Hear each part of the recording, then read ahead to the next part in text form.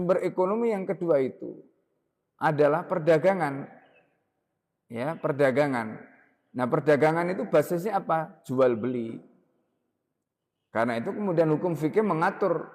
Makanya dalam kitab-kitab fikih itu pembahasan tentang muamalah itu umumnya itu terkait dengan masalah jual beli. Karena ini terkait dengan sumber ekonomi yang kedua. Yang ketiga itu adalah jasa. Jasa itu terkait dengan akad ijarah nanti. Ya, jasa itu bisa terkait dengan jasa benda, nanti bisa terkait dengan jasa manusia, ya, makhluk hidup gitu. Ya, jadi jasa benda itu misalnya seperti rumah yang disewakan, gedung yang disewakan, mobil yang disewakan itu jasa benda. Ada jasa yang terkait dengan manusia, ya seperti misalnya pegawai, kemudian pembantu dan sebagainya, itu jasa manusia. Nah, ini termasuk sumber ekonomi yang ketiga. Dan yang keempat, ya. Jadi tadi pertanian, kemudian perdagangan, jasa, dan yang keempat itu industri.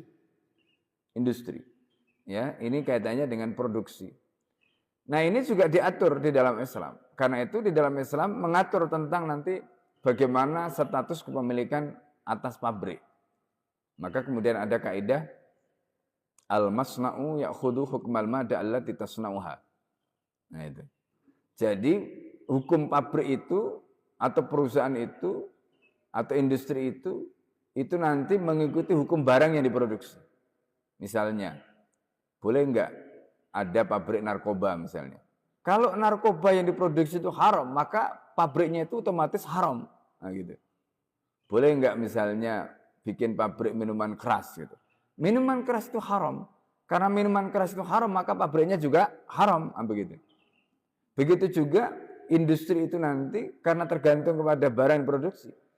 Misalnya, boleh tidak? Misalnya ada perusahaan swasta mengelola nikel. Nikel itu termasuk produksi barang yang barang itu tidak boleh dikuasai individu. Maka haram pabriknya itu dikuasai oleh swasta. Misalnya kayak begitu. Itu diatur di dalam Islam. Ya, itu diatur dalam Islam.